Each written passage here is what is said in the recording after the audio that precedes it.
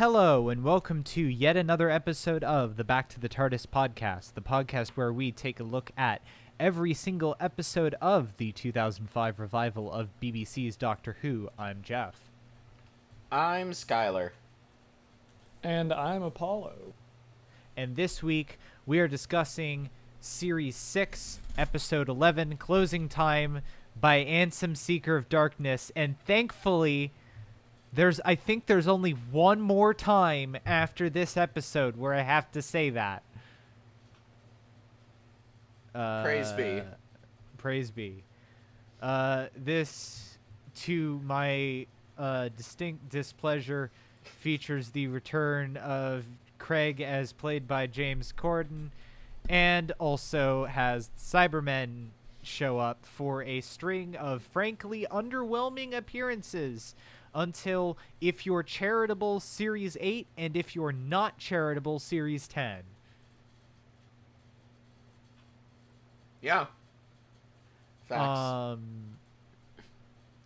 I will say, despite my dislike of Craig and my dislike of this episode, I will say early on, it's actually pretty decent. I like the stuff with the baby early on. I think the baby is utilized well early on in the episode. And I think, the Doctor's interactions with Craig are pretty decent. I think it's more sort of after that point and the point where they start bringing in the, ha-ha, gay jokes that it really starts to go downhill for me. Yeah. It took me a while to figure out how I felt about this episode after I finished, but I realized, I think at the beginning of the episode, the plot is stronger, or at least the setup for the plot, what it could be, is stronger, and the characters, to me at least, are weaker. And then as the episode goes on, the Craig and Doctor and Alfie interactions get better, but the plot just nosedives. And that's the weird thing, because at the middle of the episode, they're both good. And that's what weirds you out. Yeah. At least for me. But I had a similar reaction. And I like the setup here that, Amy and Rory are gone, and the Doctor knows that he will soon be going to his death. So... we check back, he's just sort of going around, and for whatever reason other than, I guess, this is where we were last year, he decides to visit Craig again. I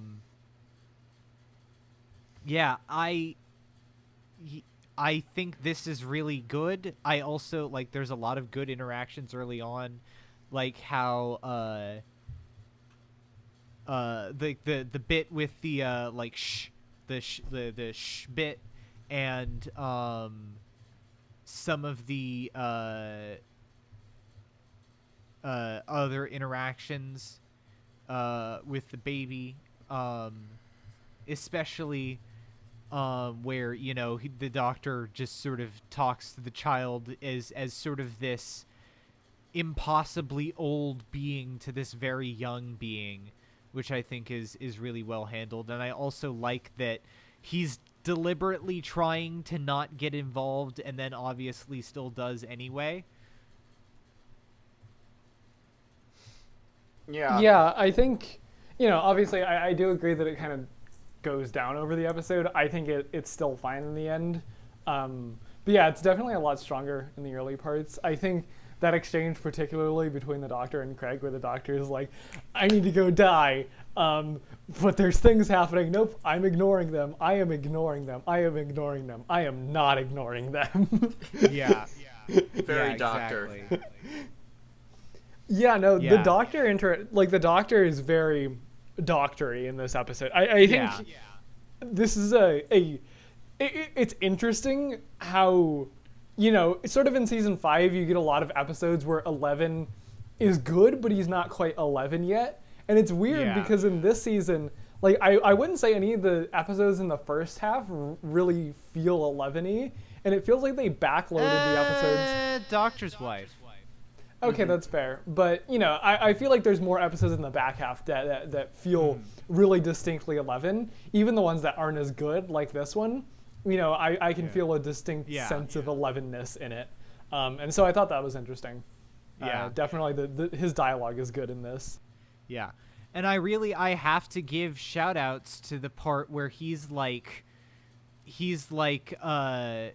to Craig, or at least when sort of Craig is like, yeah, no, you're the doctor, everything will be all right, right? And he's like, yeah. And I kind of wish there was more of a moment where he does basically straight up say like, no, it won't, don't do that. But unfortunately, yeah, it hits the broad points. Yeah. Yeah, definitely. Like, there was, on my first rewatch recently, I think I hadn't been able to embrace the part of me that was 12 and thought that the Stormageddon bit was the peak of hilarity. I'm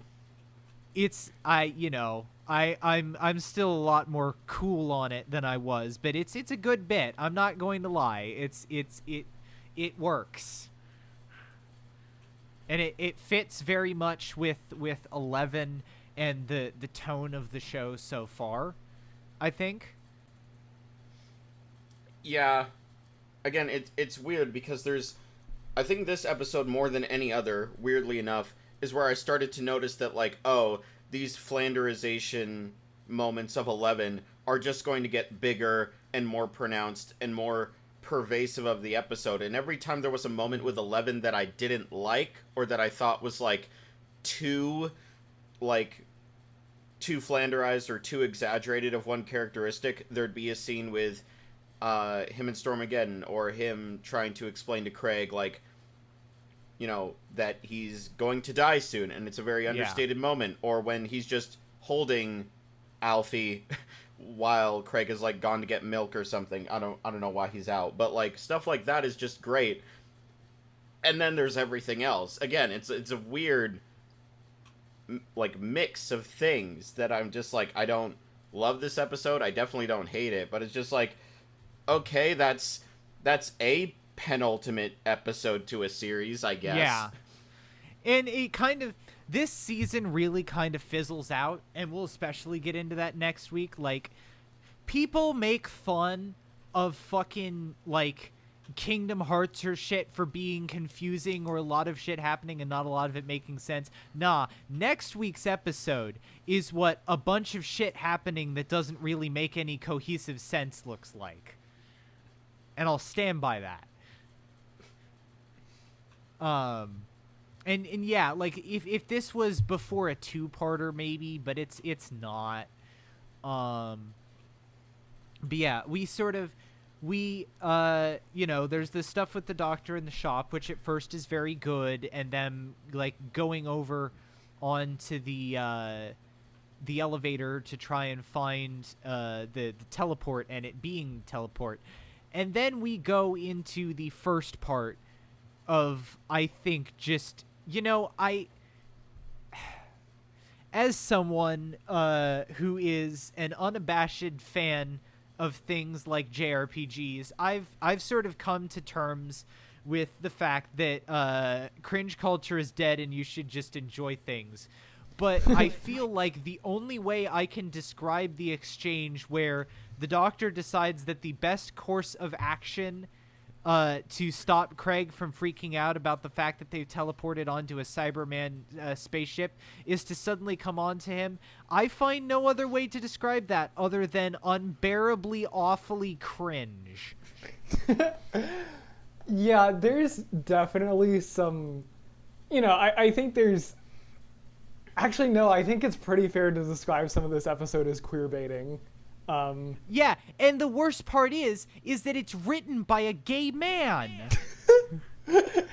Like, what the fuck? Yeah, it just occurred to me, but yeah, I think this would technically fit the definition for queer baiting. Yeah. weird vibes, definitely. That interaction in particular is like you could have come up with like anything else, and especially because 11 in particular has been shown to be like reticent to show any kind of that kind of affection, even in like extreme situations. It just felt like out of character, like completely. Yeah, very out of character. And it kind of fits into the whole, like, I saw a Twitter post which made a very good point, which is that the biggest thing that fucks over a lot of 11's era is the weird, uncomfortable horniness that a lot of it has that doesn't really feel like it fits very well. Also, this is such a small moment, but when he's...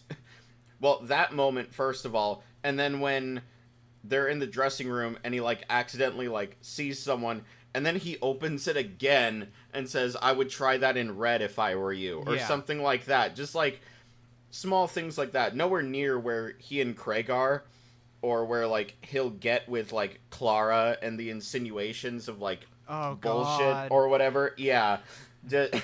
Again, it's starting. The Flanderization is starting. You could argue it starts before this, but this is the first episode where I was just like, oh god, this is where we're headed, isn't it? Yeah. And it's, like, the kind of, like, camp, funny, slightly, or kind of subtextually gay humor that it is trying to pull off. I feel like, to put an example, the same day that I was watching Closing Time, I was playing through the Wall Market section in FF7 Remake, and I found that to be way better and funnier, and that was written by straight people. Rip. Oh my god, what was I gonna say? I just had a brain blast, and then it went away. My goodness. Yeah, it's a...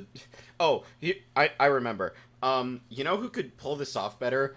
What Doctor I think could? 13. Because I could believe that she's socially awkward enough that the first thing that would jump to her mind is skipping all the sensible options and just going to, like, Yaz, I love you. Or, like, someone. It would still be very weird, but that might just be because of how incredibly, like, safe and sexless Chibnall era has been comparatively, which isn't necessarily a bad thing, but also, like, you know, and it's kind of like the elements of, like, haha horny comedy, I feel like or like the way that it used sex appeal or something like that was done better in RTD era. Like, Jack as a whole, for sure, is an example of that. Yeah, it's just weird because it's so... I just wanted to bring it up because it's so little that I think to bring up Chibnall era as a positive example, like an unironic positive example that I think 13 would pull this off better. But in general, it's just the trope of, like, the fake seduction.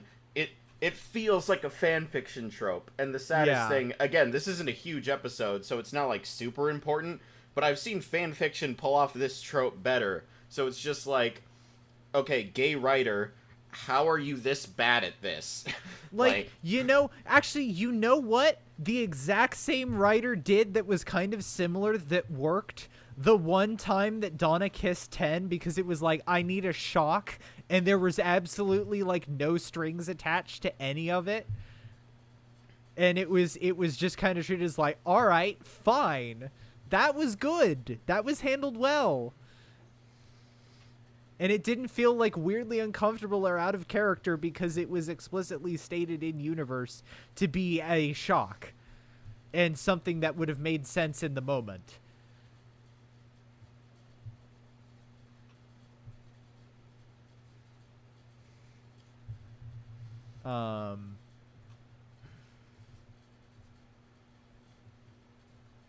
And then like the part where they, like, he sends Craig to go find information, and Craig immediately gets, like, singled out as, like, a sex offender or something. It's not funny. It's just cringe. Also, like, I don't know what flip happened here. In the previous episode, like, Craig wasn't the most charismatic person, but he could talk to people. Yeah. Like, I don't know if they just had that joke to have that moment, and you like... could hand wave that maybe he's sleep deprived, but yeah, no, it's yeah, it is a flanderization. What I do like is that there's in that scene he's talking to the woman, one of the two women we see since the beginning of this episode, and for an episode that basically has no consequence, they do a weirdly like good job of setting up like a background character and a background location of like these people work here, this is part of like their life. It doesn't exactly help that the two people we see killed at this location are black people. I'm pretty sure only black people are killed on screen in this episode. Actually, which, you know what, considering that the author of this episode is also a Tory, that checks out. I could be completely wrong in misremembering that, but I'm pretty sure the only people we see die or, like, get taken away on screen are that woman supervisor and the security guard. So, Yeah. Great job. Okay. I did a media analysis. Yay. Yeah. Although you could probably, like, I will be charitable here and say that they probably were not written to be specifically casted as, Yeah. But then there's the question of who in casting was like, who really fits this role of person who dies, and then pick two black people. Yeah. Anyways. And just the recurring jokes of like, haha, the Craig and people think that Craig and the Doctor are gay. It's just it doesn't like I can see maybe where it works. Like, again, another example, although it's like a straight it's a het example, is Ten and Donna. But the thing with Ten and Donna especially is that they've interacted far more, and they had far better chemistry than Matt Smith and fucking James Corden ever had. Yeah, like, they had decent chemistry in the lodger. I don't feel like there are points in this episode where they have good chemistry, and then there's points in this episode where it feels like they have no chemistry. Yeah, that's the weird thing, is that their interactions get better over the course of the episode. And no, I'd actually say that their interactions are strongest earlier on. Well, okay, I think we have a disagreement about that. The gay joke that the episode plays with gets stronger as the episode goes on, but I don't know, that just might be a taste thing. I think that's called Stockholm Syndrome, Skylar. Hey, look. You don't know my life. What I was going to bring up is that this reminds me of the hot water that Falcon and the Winter Soldier star Anthony Mackie got himself in yesterday. Topical reference. I know. But, like, the whole idea of, like, I don't think... I'm going to take what he said in good faith and basically translate it into, like, that he finds it weird that people, like, ship these characters or, like, want to queer bait with two straight characters in a very, like, two straight male characters in a very, like, loving, like, close, intimate relationship as gay, and that's a problem with the culture because as a society we can't rationalize men having, like, straight men having a relationship with each other that way unless actually they are gay. He said it in a way worse way optically, but I'll take what he means, you know, I'll trust him in that he didn't mean that in a shitty way. So I look at an episode like this and I'm just like, why did you have to do this? Like, you didn't... I could get if it's a dark story, but, like, the episode already has Craig. It already has Eleven. It already has the setting of, like this really, store. It honestly kind of actually feels like, after a point, that they're like, what do we do with the kid? two guys running around with a kid. Gay? Just storyboarded out, gay? Does 11th Doctor is gay?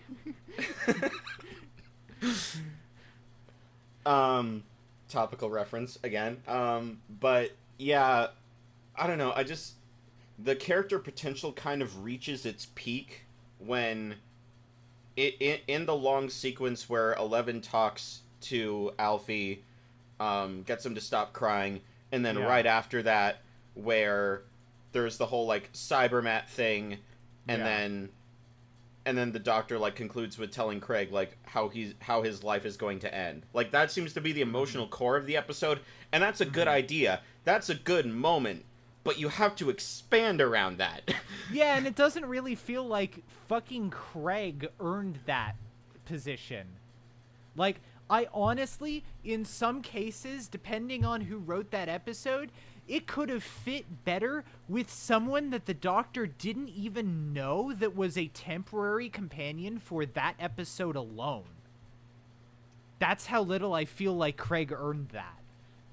For sure. I mean, you could even argue that the emotional core, accidentally or otherwise, is when Amy and Rory almost bump into the Doctor, and I don't know, like, their peripheral vision must be fucked, because they should see him, but whatever. Yeah. And, like, that's a nice moment, and then you turn around and you see, like, Amy Pond, and it's like, Petrichor, for the girl who's tired of waiting. Fuck you, episode. That's a great joke. I laughed my ass off. But... Yeah, no, I thought that scene is actually pretty good. Yeah. I'm not gonna lie, I like that scene. So it's like, when you have... And it's a great moment, but you see that, and you're just like, man, I wish I felt that connection between the Doctor and Craig. You know, and it's just... I don't know.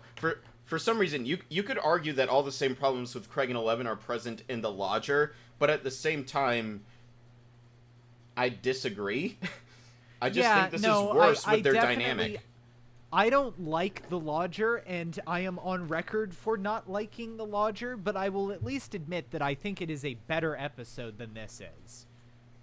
And I think that Craig does sort of work in there, as much as I am completely immune to the charms of late-night television host James Corden. He did a better job in this than in... He did a better job in this than in the Friends reunion. I'll tell you that also much. Topical. Holy shit! I know.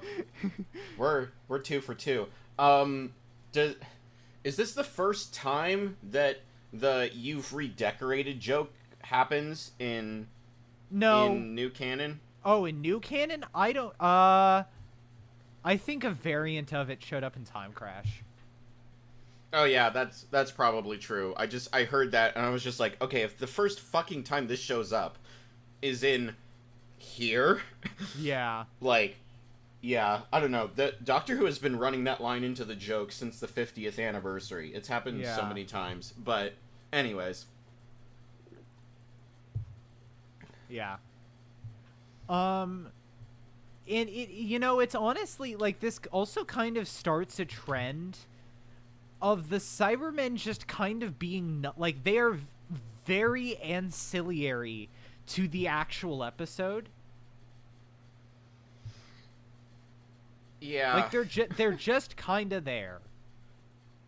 I would almost again, I don't want to get more into like my own fan fiction bullshit because that's not interesting, but you know, if you're gonna use the Cybermen, I'd almost say, as terrible as this is, like, and we can talk about the ending soon, like, don't have Craig come back, or alternatively, you could have this thing of, like, the Doctor's noticing these things and have the result be that he's just trying to delay his own death, and that what he thinks are all these alien plots are actually just, like, normal things. Now, you'd have to change a bunch around that, but as it is, it's just like, why do we have a thread of the week here?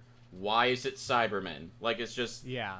We don't really have a good use for the Cybermen. Again, like, as you said, if you're being charitable, Series 8, and if you're not, Series 10, and, I guess, arguably some of Series 12, like, once, but yeah. Yeah. Yeah, no, and it's like they show up. They also show up in Nightmare in Silver, and at least they tried there. But also, the space. So the Cybermen worked. I think they even worked in the series 2 finale. I think they worked there. I think they maybe sort of work in series 8, though again the problem is that their thunder is stolen and given to the master. And then they really work in series 10 and a little bit with the lone cybermen in series 12. And they work the most with the Cyberwoman.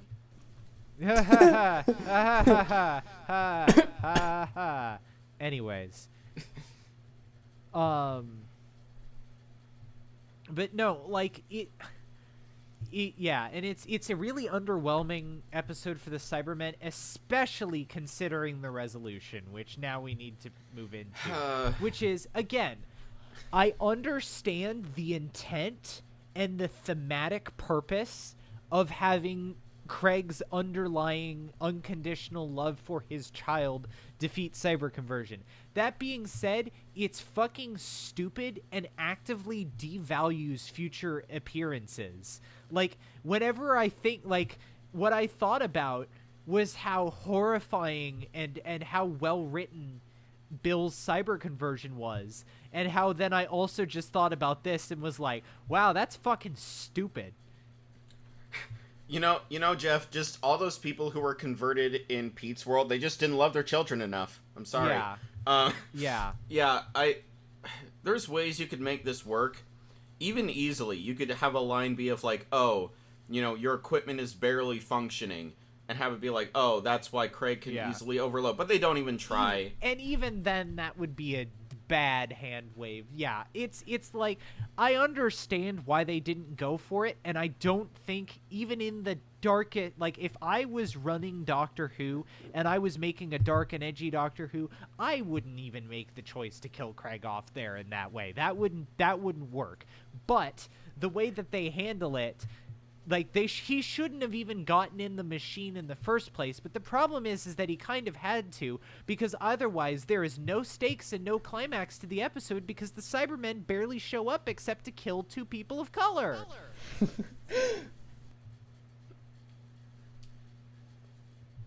This is the Stormfront Cyberman base. Oh my god. Jesus. Okay. Terrible comment aside. Yeah, it's just the premise of it is such a non-starter that, like, you'd have to have so many hoops and so many things to set up how this can pay off and still make sense that you're better off coming up with a different conclusion. And that sucks.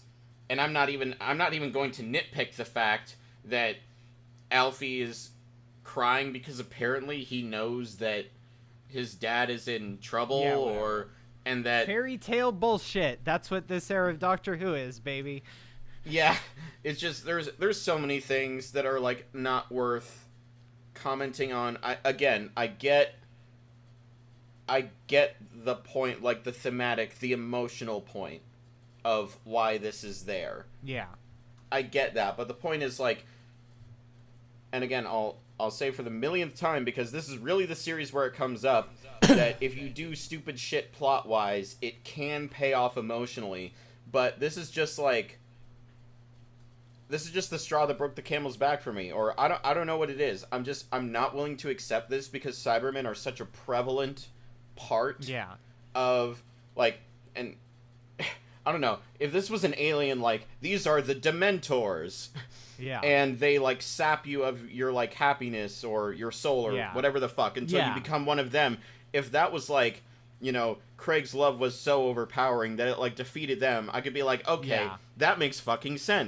Bit of a cop-out, but whatever. They're their own thing that was created expressly for this episode, so... Yeah, and the fact that they try to lampshade it and, like, explain it off right after with the Doctor saying, like, well, you defeating it with love is kind of an understatement. What really happens, and then he, like, trails off and is like, okay, fine, you defeated it with love. Like, that's... Yeah. I know you think you're clever by, like, acknowledging it, but you can't just acknowledge it if it's that bad. And it's like, I even understand where they're coming from on this, because when you think about a lot of the past New Who Cyberman endings, or at least the other big one that shows up and the ones that will continue to appear, it is the idea that what makes us human that the Cybermen delete is explicitly what is used to defeat them. But the way that it is done in the other ones is that it does not reverse the horrifying things that happen to them. Bill is not unconverted. She's still stuck in that body in a way that is horrific and has some like interesting applicability towards dysphoria. But until her space lesbian girlfriend gets her. Yeah, but whatever, shush. I don't even mind that ending, whatever. And in their initial New Who appearance, all of those Cybermen die. Those people still died. You can't undo that. You can stop it and defeat them, but it is not and everything was fine in the end.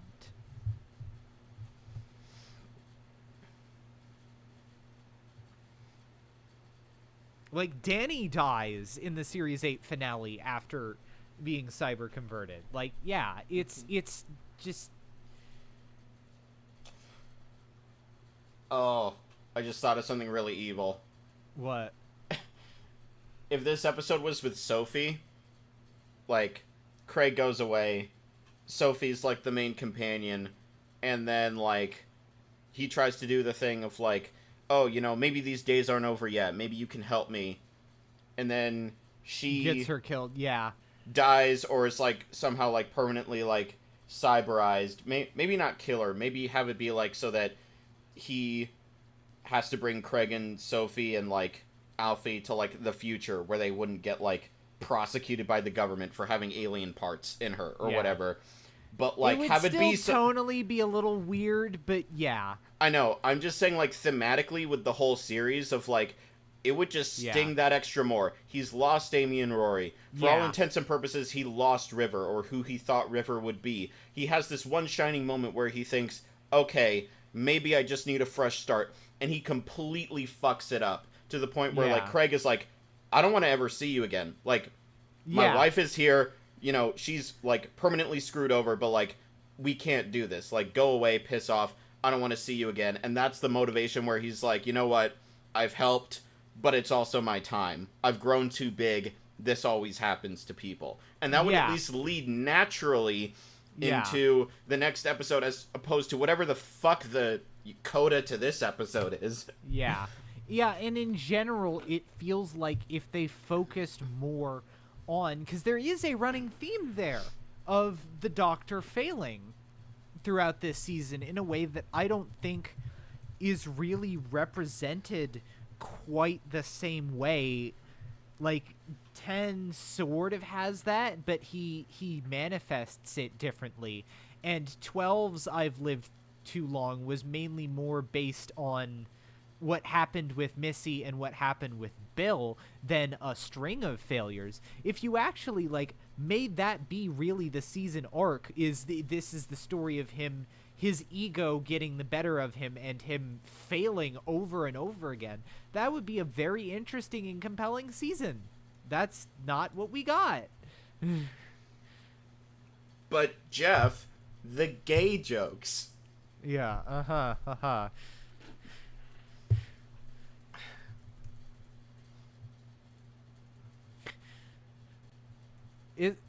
it's like, listen, man. Yeah. The ending to this episode is stupid as fuck. Yeah. And is the opposite of...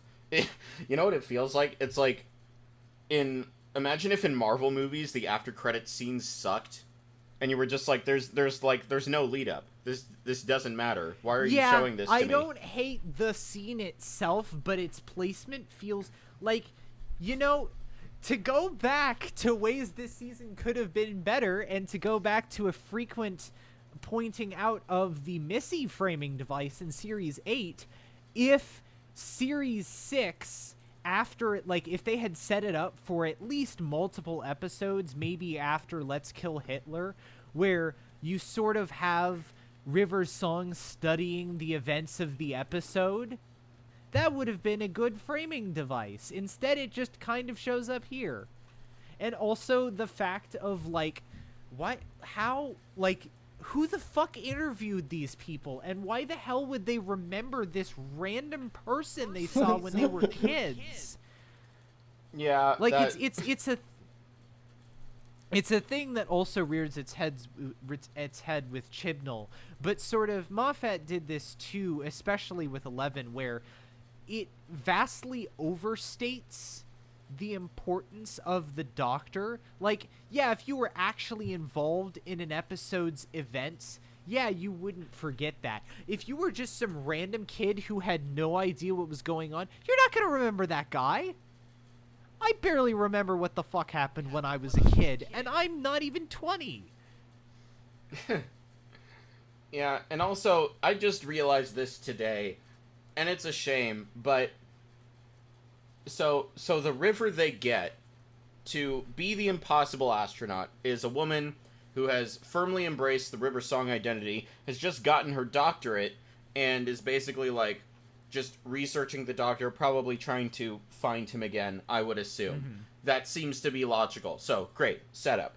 But then, Kavarian comes in, and she doesn't remember her, and Kavarian doesn't give her, like, a code phrase that reactivates the psycho within her, which would already be problematic, but, like, whatever, let's, fuck off with that idea, because that doesn't even happen.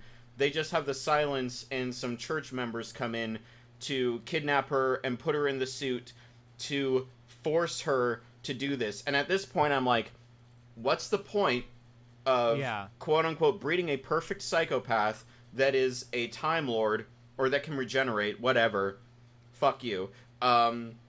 What is the point of doing that if at the end you could just put any random-ass person in there, put them at that fixed point in time, and point at them and say, go? No part of this arc makes any sense. It is entirely style over substance. Like, it is, I swear, it is literally Moffat going, hey, this is a cool scene, and then writing everything to support that scene even if it doesn't make sense. And just, and the inclusion, they sing it like 3 fucking times of the sing-song. That fucking nursery rhyme. Gah! Yeah, like, I was willing to accept the framing in Night Terrors, because it actually makes sense there. That's, like, a creepy lullaby, like, sure, for a child, like, that can be scary. I get that. But here, of all fucking places, and then, like, Kavarian, like, bless that actress, she's trying. I don't hate you. But just the way she's, like, trying to sing it and make it sound so deadly, and I'm just like, this is a fucking joke. This is, I don't know. I don't know what it is, but it's not, like, exciting. It doesn't set up anything interesting. When we see River in that astronaut suit, we're not like, oh, it's all coming together, whoa! Like, no. It's, you just put the pieces in place. You went from, like, A to Z and said, isn't it exciting? We showed you that Z happens. Like, I don't know. I could rant about this, but it's just like, this Craig episode is okay. It is mediocre. It is acceptable. But then this ending is just like, why even have this here? Why sidetrack us with information that doesn't fucking matter? You know? Yeah. Absolutely.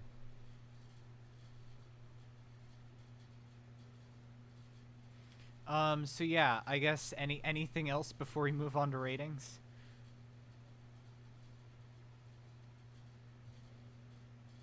Yep. All right. Yeah, it's just, there was maybe some potential here. However, I think Cyberman episode and Craig revisit shouldn't have mixed. I think a lot of the writing and jokes is painfully unfunny, and the episode gets actively worse as you watch it, continuing on to a completely baffling ending. I honestly, if this episode was just a relatively low-key slice of life that didn't even have the Cybermen involved, I think I'd be a lot more favorable to it. I think something as big as the Cybermen maybe deserves a little bit more serious of an episode. And it really just kind of badly leads into the shitfest that's going to be the next episode. Yeah. I'm very much looking forward to when we don't have to talk about fucking Craig anymore. Yeah, this episode's here. When it's on, it's pretty solid. As I mentioned, there's a core few scenes that I would imagine are like, when I'm thinking of an episode or an interesting concept, I could see these few scenes and be like, okay, this is the good shit. But then when you think of the good shit, you have to construct how to get there. And unfortunately, the rest of the episode in regards to that just kind of isn't there. It's either just, functional or very subpar, and that's not even bringing in the dated humor.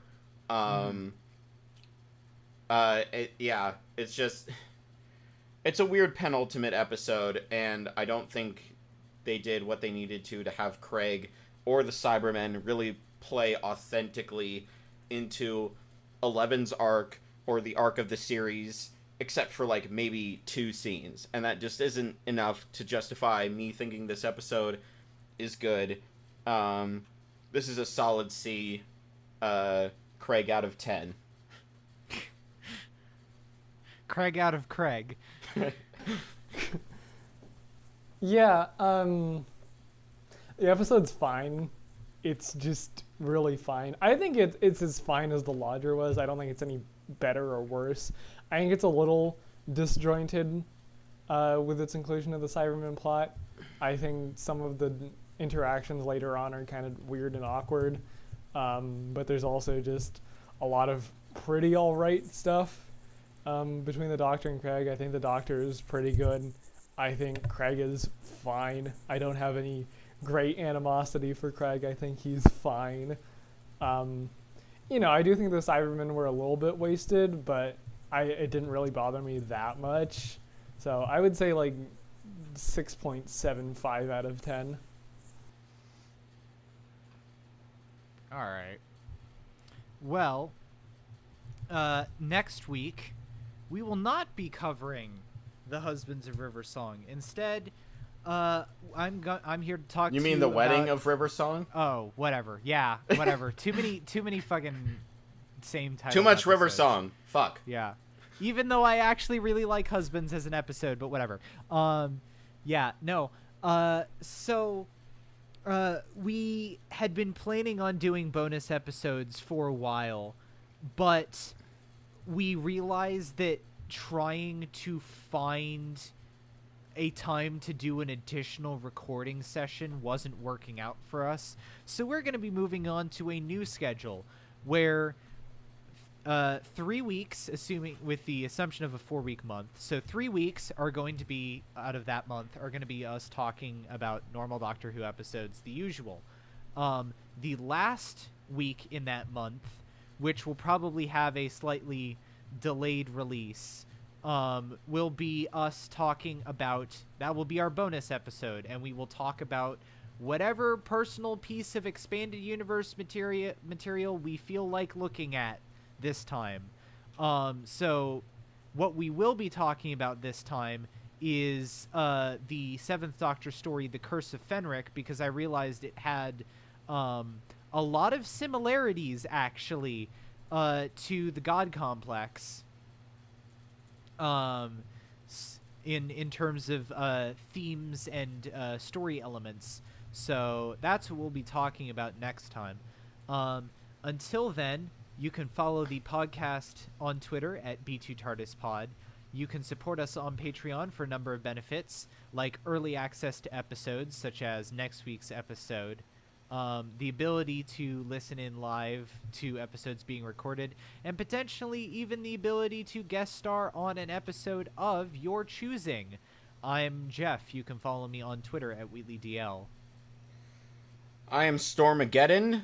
Minarchist of Darkness. You can follow me on Twitter at skyhigh9_5. I'm Apollo. You can find me at Nomadiclastic on twitter.com. And we will see you all next week.